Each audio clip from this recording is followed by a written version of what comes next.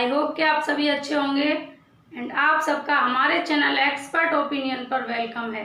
आज मैं डिस्कस करने वाली हूँ मनोविज्ञान यानी कि साइकोलॉजी शब्द की उत्पत्ति कहाँ से हुई, कैसे हुई, ये शब्द कैसे आया, आखिर हम जो साइकोलॉजी पढ़ते हैं वो कैसे हमारे संज्ञान में आया, इसके बारे में हम डिस्कस करेंगे। इसको शुरुआत कहाँ से हुई इसकी, इस सब के बारे में डिटेल में जानेंगे। और सेशन स्टार्ट करने से पहले एक जानकारी मैं आपको देना चाहती हूँ। यदि आपने हमारे टेलीग्राम चैनल को ज्वाइन नहीं किया है तो आप उसे ज्वाइन कर लें, जिससे आने वाले सेशन की वीडियो आपको मिल सके, जिसकी लिंक आपको मिल जाएगी हमारे चैनल की सेशन जो होते हैं हमारे चैनल पर, उन सभी के डिस्क्रिप्शन बॉक्स में आपको उनकी लिंक मिल जाएगी।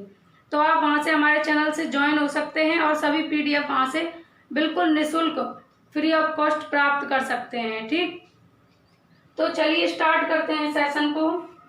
और आज के सेशन में जानेंगे मनोविज्ञान के बारे में, साइकोलॉजी के बारे में, अच्छे से आराम से डिस्कस करेंगे चीज़ों को बिल्कुल डिटेल में। ठीक, मनोविज्ञान शब्द क्या है, साइकोलॉजी शब्द क्या है, इसके बारे में हम आज डिस्कस करने वाले हैं। ठीक है, तो आपको ये बता दें कि मनोविज्ञान जो शब्द है ये शताब्दियों पहले एक दर्शन शास्त्र के रूप में पढ़ा जाता था, दर्शन शास्त्र के रूप में इसका यूज किया जाता था। ठीक है स्टूडेंट्स, और फिर धीरे धीरे इसको कुछ लोगों ने क्या आत्मा का विज्ञान कहा, कुछ ने मन का कहा, किसी ने चेतना का कहा, और फिर किसका विज्ञान हो गया, ये व्यवहार का विज्ञान हो गया। ठीक है, तो आप ध्यान से पढ़ेंगे और यहीं पर फोकस रखेंगे अपना। ठीक, तो मनोविज्ञान शब्द जो है, साइकोलॉजी शब्द की उत्पत्ति लैटिन एवं यूनानी यानी कि लैटिन और ग्रीक भाषा के दो शब्दों से मिलकर हुई। साइको प्लस लोगोस, किससे, साइको प्लस लोगोस।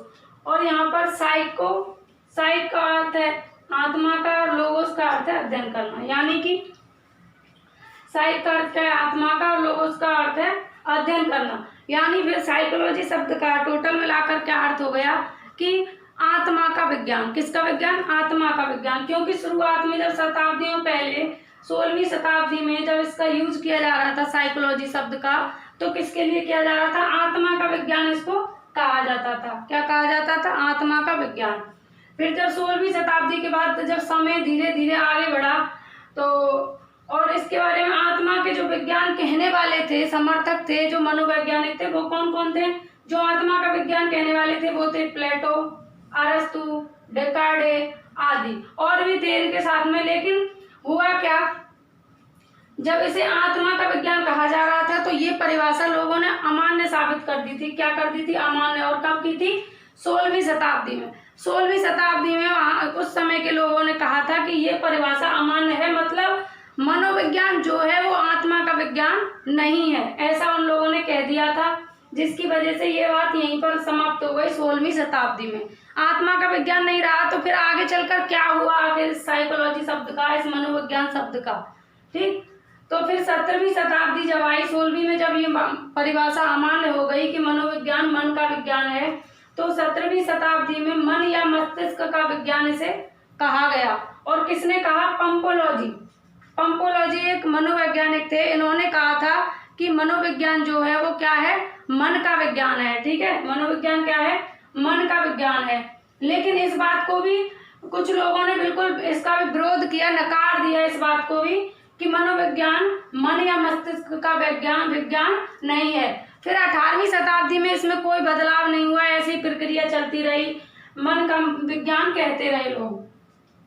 फिर 19वीं शताब्दी में कुछ और मनोवैज्ञानिक हुए, जैसे विलियम वुंट हुए, विलियम जेम्स हुए, जेम्स सल्ली हुए। इन्होंने कहा कि मनोविज्ञान मन या मस्तिष्क का विज्ञान नहीं है, ये किसका विज्ञान है, इन्होंने कहा ये चेतना का विज्ञान है। विलियम वुंट ने, विलियम जेम्स ने या जेम्स सल्ली ने क्या कहा कि मनोविज्ञान किसका विज्ञान है, चेतना का विज्ञान है। और कब कहा, 19वीं शताब्दी में।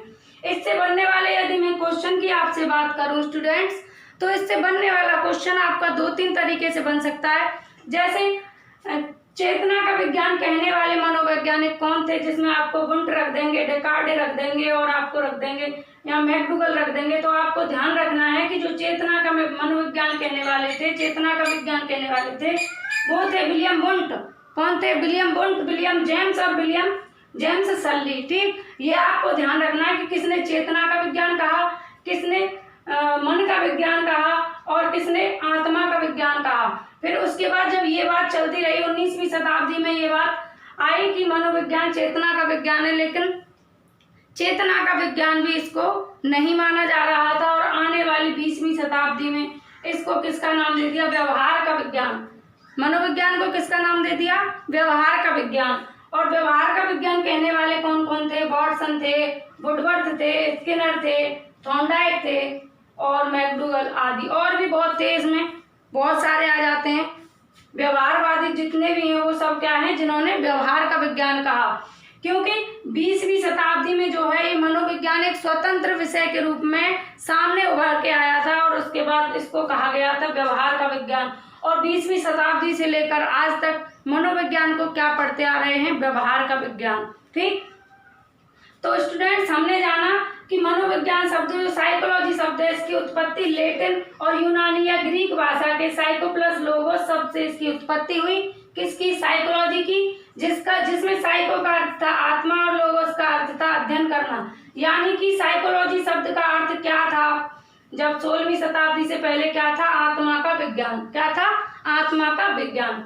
उसके बाद जब हम आगे आए तो फिर क्या हुआ? आत्मा के विज्ञान से जब इसको 16वीं शताब्दी में इसको अमान्य साबित कर दिया था, उसके बाद जब आए 17वीं शताब्दी में तो इसको मन या मस्तिष्क का विज्ञान कहा। और मन या मस्तिष्क का विज्ञान किसने कहा? पंपोलॉजी ने कहा। और आत्मा का विज्ञान किसने कहा? प्लेटो, अरस्तु, डेकार्ड ने। और मन मस्तिष्क का विज्ञान कहा पंपोलॉजी ने। फिर उसके बाद जब ये 18वीं शताब्दी में कुछ बदलाव नहीं हुआ, फिर 19वीं शताब्दी में इसको चेतना का विज्ञान कहा। और चेतना का विज्ञान कहने वाले विलियम वुंट, विलियम जेम्स और जेम्स सल्ली थे। फिर उसके बाद 19वीं शताब्दी के बाद 20वीं शताब्दी में मनोविज्ञान एक स्वतंत्र विषय के रूप में उभर के आया, जिसको क्या कहा गया कि ये व्यवहार का विज्ञान है। किसका? व्यवहार का विज्ञान है। और व्यवहार का विज्ञान कहने वाले कौन थे? वाटसन, वुडवर्थ, स्किनर और थॉर्नडाइक और मैकडूगल। ठीक है, तो हमने जाना कि मनोविज्ञान अब कैसा विज्ञान है? व्यवहार का विज्ञान, जिसमें व्यवहारवादी वाटसन की यदि बात करें तो इन्होंने तो इतना तक कहा है कि मनोविज्ञान व्यवहार का विज्ञान है और इस व्यवहार के विज्ञान के थ्रू व्यक्ति जो चाहे वो कर सकता है। इन्होंने ये कहा था कि मुझे कोई भी एक बच्चा लाकर दे दो, मैं उसे जो चाहे वो बना सकता हूँ, उसे साइंटिस्ट बना सकता हूँ, उसे डॉक्टर, इंजीनियर, चोर, डकैत, जो मैं चाहूँ वो बना सकता हूँ। क्योंकि मनोविज्ञान किसका विज्ञान है? व्यवहार का। इसमें व्यवहार का अध्ययन किया जाता है। व्यक्ति को, बच्चे को जैसा हम वातावरण देंगे, जैसा एटमॉस्फेयर उसे उपलब्ध कराएंगे, वो वैसा ही हो जाएगा। ऐसा कहने वाले एकमात्र वाटसन थे। और इससे बनने वाले क्वेश्चन की बात करूं मैं अगर, तो इससे बनने वाला क्वेश्चन ऐसे आएगा कि ऐसे कौन से मनोवैज्ञानिक थे जिन्होंने कहा था कि मुझे कोई एक बच्चा लाकर दे दो, मैं उसे जो चाहे वो बना सकता हूँ, डॉक्टर, इंजीनियर, चोर, डकैत, जो भी चाहे, जो ये चाहे वो बना सकते हैं। क्यों? क्योंकि मनोविज्ञान क्या है? व्यवहार का विज्ञान है। इसमें व्यवहार का अध्ययन किया जाता है। जैसा व्यवहार हम करते हैं और जैसा एटमॉस्फेयर हम उपलब्ध कराते हैं बच्चों को, वो वैसा ही बन जाता है। ठीक है, ये हमारे मैकडूगल जी हैं। इन्होंने क्या है? मूल प्रवृत्तियां दी हैं। मूल प्रवृत्तियां 14 दी हैं। इन्होंने बताया है कि जो संवेग हमारे होते हैं, जब हमारा कोई संवेग जागृत हो जाता है तो क्या होता है? फिर मूल प्रवृत्ति उसमें आ जाती है। और 14 मूल प्रवृत्तियों की इन्होंने बात की है। और संवेग भी हमारे कितने हैं? 14। और प्रत्येक संवेग की एक मूल प्रवृत्ति होती है। ठीक है, ये है थॉर्नडाइक। इन्होंने बिल्ली पे प्रयोग किया था। और इन्होंने बिल्ली पे कौन सा प्रयोग किया था? प्रयास एवं त्रुटि का सिद्धांत इन्होंने दिया था। ठीक, और यहीं तक ये टॉपिक खत्म होता है। आई होप कि आपको चीजें समझ में आई होंगी कि मनोविज्ञान शब्द की उत्पत्ति कहाँ से हुई और मनोविज्ञान शब्द का अब क्या अर्थ है और मनोविज्ञान अब किसके रूप में पढ़ा जाता है। तो अब मनोविज्ञान किसके रूप में पढ़ा जाता है? व्यवहार के विज्ञान के रूप में पढ़ा जाता है। ठीक है, यहीं पर एक कोटेशन और है क्रो एवं क्रो की। किसकी? क्रो एवं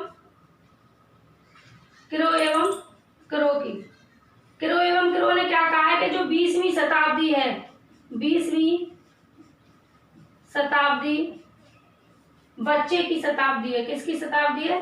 बच्चे की शताब्दी।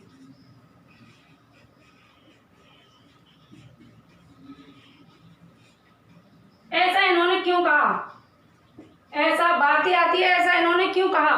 क्योंकि जो 20वीं शताब्दी है इसमें बच्चे को ध्यान में रखते हुए हमें क्या कराना, शिक्षण कार्य जितना भी कराना है वो बच्चे को ध्यान में रख के कराना है, यानी कि 20वीं शताब्दी बच्चे की शताब्दी है। जो बच्चे को रिक्वायरमेंट होगी, जो उसकी क्षमता होगी, जो उसका इंटरेस्ट होगा जिस चीज में, उसको वही कराना है। ठीक, इसीलिए वॉटसन ने भी ये कहा है कि बच्चे को हम जैसा एटमॉस्फेयर देंगे वो वैसा ही बन जाएगा। इनके कहने का भी यही तात्पर्य है कि बच्चे का कोई किसी चीज में कोई कसूर नहीं होता है। बच्चे को हम जो चीजें, जैसा माहौल, जैसी चीजें हम उपलब्ध कराते हैं वो वैसा ही बन जाता है। इसलिए यदि जरूरत होगी तो हम लोगों को अपनी शिक्षण पद्धति में और अपने इंस्ट्रूमेंट में, अपने एटमॉस्फेयर में चेंज करने की है, अपनी विधियों में, अपनी प्रविधियों में, टेक्निक्स में चेंज करने की जरूरत है। क्योंकि बच्चा क्या है, बच्चा कहीं पर भी गलत नहीं है। बच्चा जो भी कर रहा है वो सही कर रहा है। अगर गलतियां हैं तो शिक्षण पद्धति की हैं, उसे बदलने की जरूरत है। और ये एक सटीक परिभाषा रही थी कि मनोविज्ञान व्यवहार का विज्ञान है। इसलिए 20वीं शताब्दी से आज तक मनोविज्ञान को व्यवहार का विज्ञान समझते आए हैं और अभी इसे हम व्यवहार का विज्ञान ही पढ़ रहे हैं। तो आई होप स्टूडेंट्स कि आपको चीजें समझ में आई होंगी और बहुत अच्छे से मैंने आपको समझाने का प्रयास किया है। आप लोगों का सपोर्ट है, इतना प्रेम है आप सबका, इतना सपोर्ट कर रहे हो आप लोग कि आपको अच्छा कंटेंट लाने का बहुत ज़्यादा एकदम मोटिवेट रहता है मन। तो ऐसे ही आप सपोर्ट करते रहें, अपने ज़्यादा से ज़्यादा मित्रों को जोड़ने का प्रयास करें और चैनल को ज़्यादा से ज़्यादा शेयर करें, सब्सक्राइब करें और सेशन पसंद आया हो तो सेशन को लाइक करें। इसी के साथ सब बोलेंगे एक बार राधे राधे और हम सेशन को यहीं ख़त्म करते हैं। फिर मिलते हैं एक किसी नए टॉपिक के साथ। टेक